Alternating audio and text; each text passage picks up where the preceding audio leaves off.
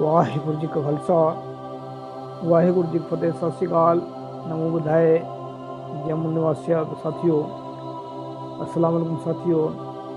Voice of मानवता TV पर आप सभी का स्वागत है। मैं मेघराज सिंह यूएसए से। साथियों, आप सभी जानते हैं कि हम हर हफ्ते में एक प्रोग्राम लेकर आते हैं जिसका नाम है सत्य ही धर्म है।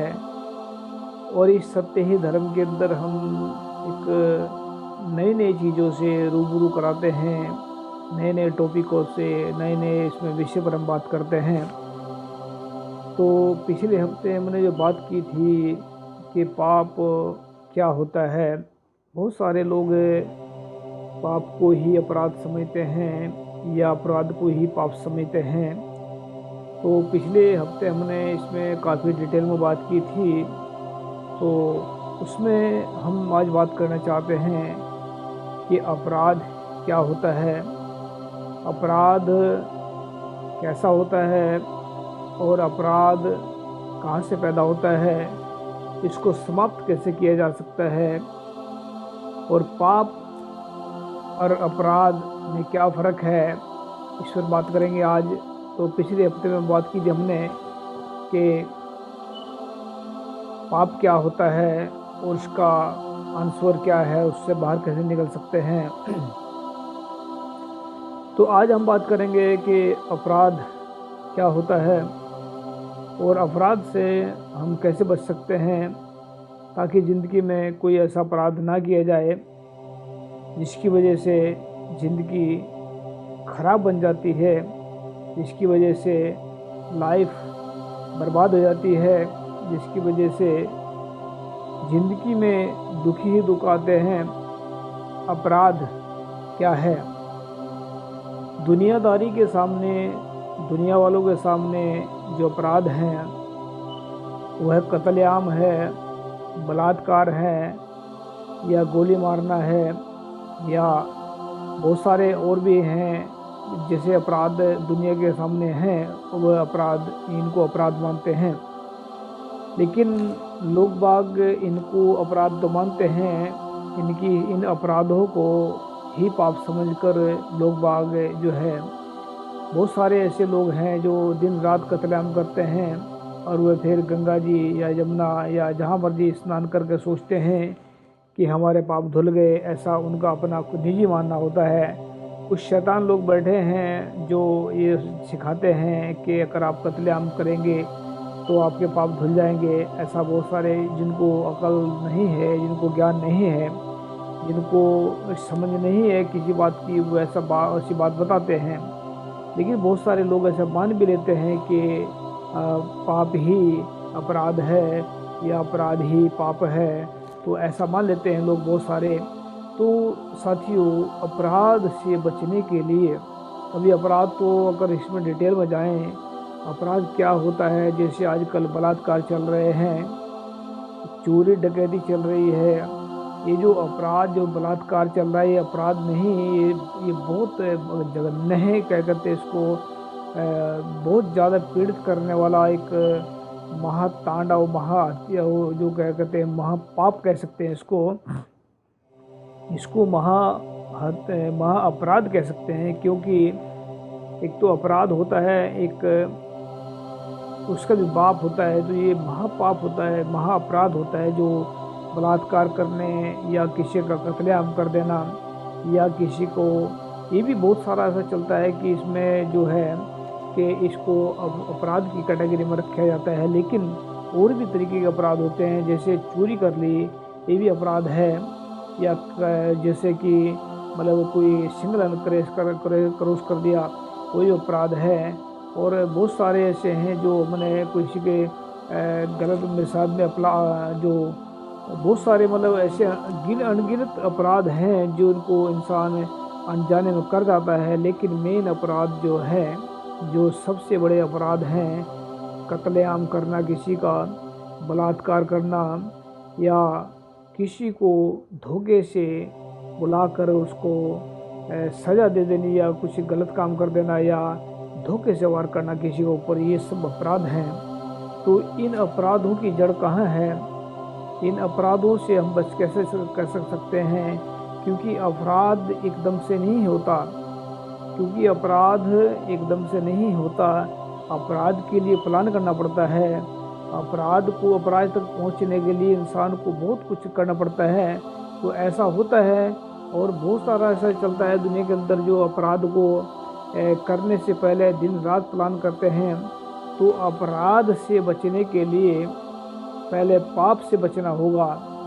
और पहले पाप जो है, अगर मन में कभी गलत ख्यालात आते हैं, अगर मन में कभी ऐसा हुआ कि हमने किसी का कत्लेआम करना है, अगर मन में कभी ऐसा हुआ कि बलात्कार करना है, या मन में कभी ऐसा उत्पन्न हुआ कि मैं किसी के साथ किसका नुकसान करना है, तो इस मन के जो फुरनों को रोकना होगा।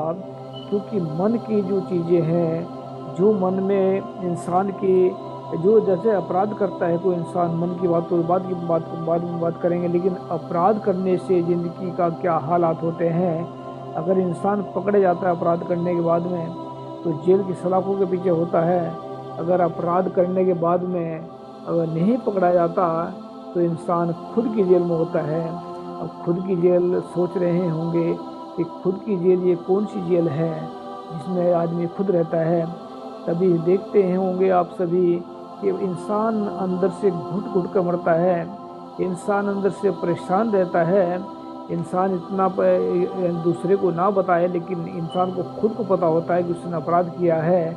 तो इसमें जो इंसान के नुकसान इतना हो जाता है कि जिस दिन इसके बारे में सोचता है अपराध करने के बारे में, उसी दिन से उसकी ज़िंदगी में नरकपन या दुखदाई पल स्टार्ट हो जाते हैं।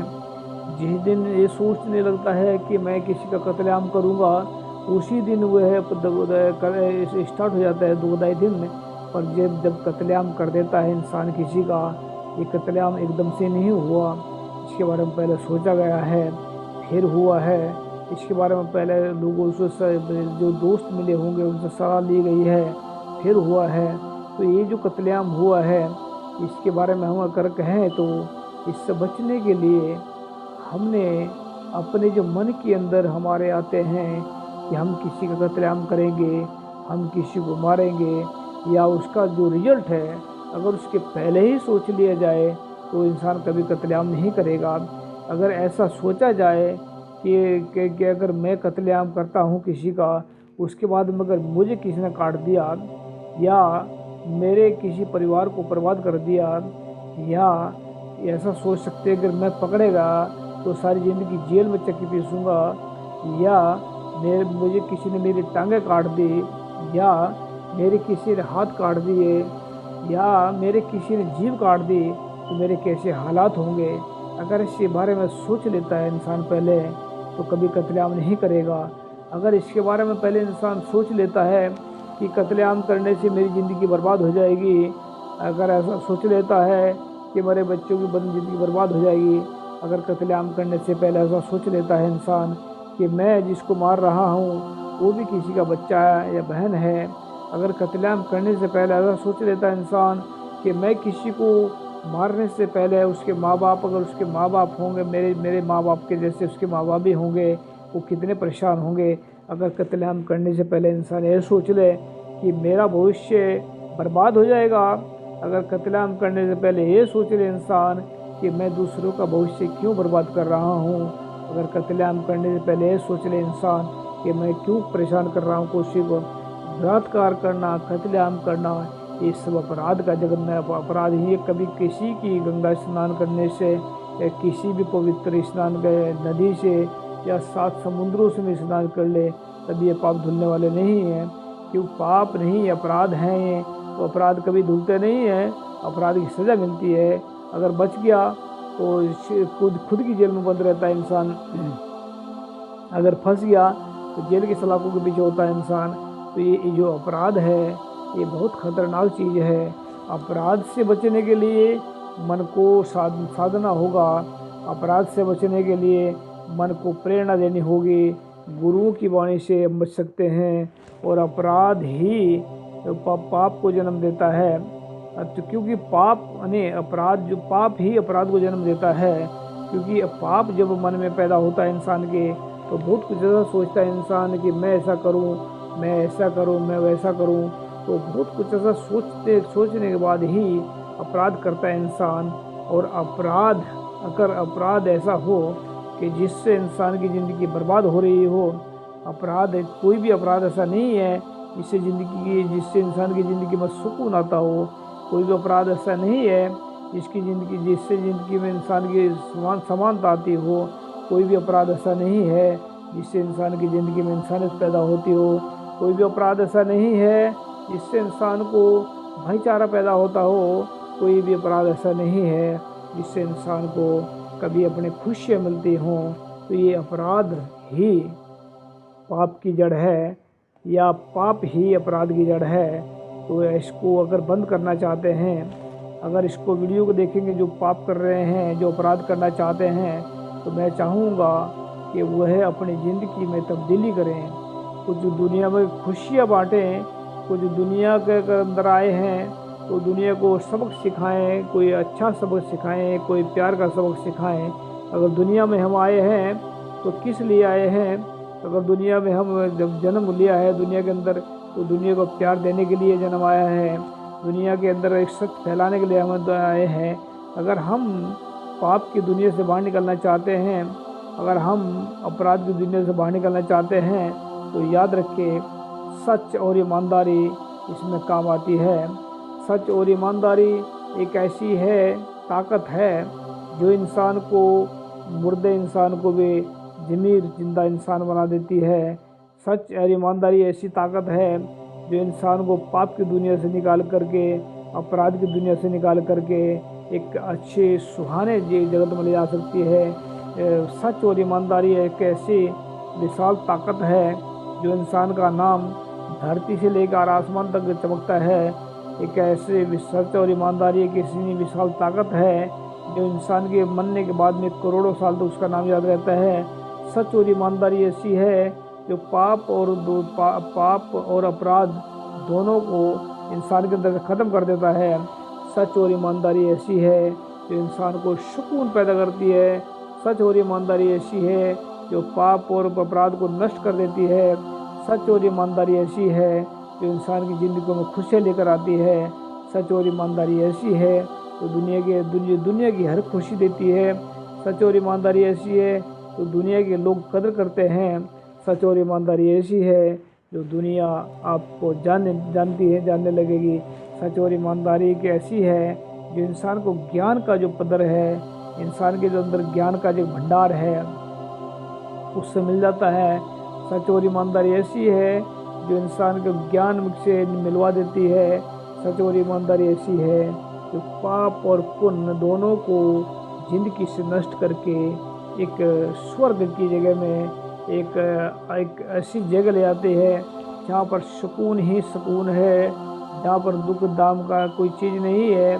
जैसे कि गुरु नानक साहब कहते हैं कि जो सुकून जो ढूंढना है, गुरु साहब कहते हैं इसमें कि जो अपराध है, ये सहसा मतलब संशय जो पैदा होता है इंसान के अंदर, शक जो पैदा होता है, उसका नाम अपराध है। वो मतलब वहीं से उससे अपराध बनता है।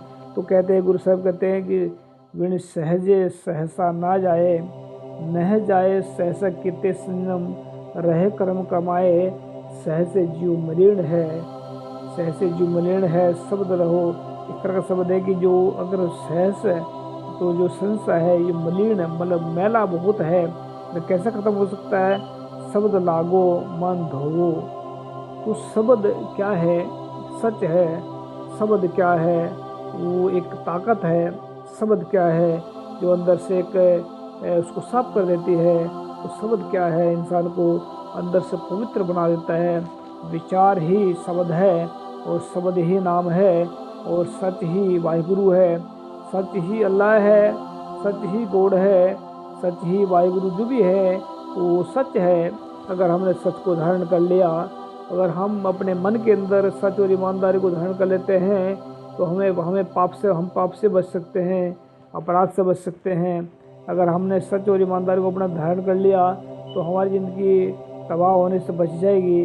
अगर हमने सच और ईमानदारी को ज़िंदगी में ले लिया तो हमारे ज़िंदगी में खुशियाँ ही खुशियाँ होंगी। हमारा परिवार कभी टेंशन में नहीं जिएगा।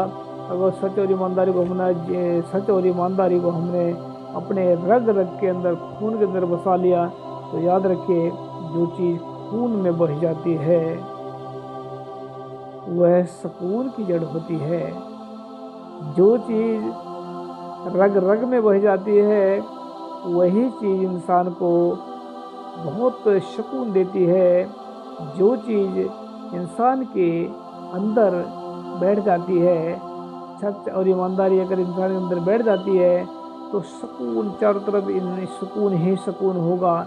अगर चारों तरफ इंसानियत होगी, अगर ईमानदारी और सच अंदर बैठ गई है तो कोई ज़िंदगी में कभी पाप नहीं कर पाएगा, ना अपराध कर पाएगा। तो सच और ईमानदारी ही इंसान को पाप और अपराध से बचा सकती है। सच और ईमानदारी ही इंसान को महान बना सकती है। सच और ईमानदारी ही इंसान को पूरे वर्ल्ड के अंदर नाम चमका सकती है। सच और ईमानदारी ही इंसान का जीवन संवार सकती है। सच और ईमानदारी ही इंसान की ज़िंदगी में खुशियाँ ही खुशियाँ ला सकती है। सच और ईमानदारी ही इंसान को जीवन में एक सोने रब से मिला सकती है। सच और ईमानदारी ही इंसान को बहुत ज़िंदगी में कुछ देती है। सच और ईमानदारी ही इंसान के अंदर से चिंताओं और सब कुछ ख़त्म कर सकती है। सच और ईमानदारी ही इंसान को मेंटली तौर से बुद्धिमान बना सकती है। सच और ईमानदारी ही इंसान को पाप और पुण्य से पुण्य पार कोई रखता नहीं है, लेकिन सच और ईमानदारी इंसान को पापों अपराध से बचा सकती है। तो सच और ईमानदारी को अपनाएं और अपने जीवन को पाप और अपराध से बचाएं। सच और ईमानदारी इंसान को महान और महान बना देती है। तो मैं उम्मीद करता हूँ आप सभी को ये एपिसोड पसंद आया होगा। और सच और ईमानदारी अगर इंसान की ज़िंदगी में आ जाए तो खुशियाँ ही खुशियाँ मिलती हैं, पाप पुण्य सब कुछ ख़त्म हो जाता है। सच और ईमानदारी इंसान को बहुत कुछ सुकून देती है। चाहे वो बुरा कहे चाहे भला कहे, सब बराबर होता है। सच और ईमानदारी इंसान को महान और महान बना देती है। तो पाप और अपराध, अब जब मैं अपराध के बारे में बताया, अपराध तो आप सभी जानते क्या होता है, लेकिन पहले पाप के बारे में बताया था, पाप क्या होता है। तो आज अपराध के बारे में बताया है, लेकिन अपराध और पाप से बचने के लिए हमने बहुत सारे रास्ते बताए हैं। तो मैं उम्मीद करता हूँ आप अगर पाप करते हैं, अगर पाप कर रहे हैं या करना चाहते हैं, तो मैं उम्मीद करता हूँ आप बच जाएंगे उस करने से और अपनी ज़िंदगी को सफल बनाएं। क्योंकि ज़िंदगी बार बार नहीं मिलती। बहुत सारे सोचते हैं ऐसा कि ज़िंदगी तो 4 दिन का खेल है, जो मर्जी करोगे वैसा करो। लेकिन अगर ज़िंदगी में कोई गलती होगी, पाप हो गया, आप उस सारी ज़िंदगी पछताएंगे। तो मैं उम्मीद करता हूँ आप पाप नहीं करेंगे, अपनी ज़िंदगी को सफल बनाएंगे और सच और ईमानदारी को अपनाएंगे। तो पाप पुण्य से, पाप और अपराध से बचने के लिए सच्चाई को धारण कीजिए और अपनी ज़िंदगी को सफल बना लीजिए, अपनी ज़िंदगी को सफल बनाइए। थैंक यू सबका। सत श्री अकाल। वाहिगुरू जी का खालसा, वाहिगुरू जी की फतेह। अस्सलाम वालेकुम। जय जवाहर।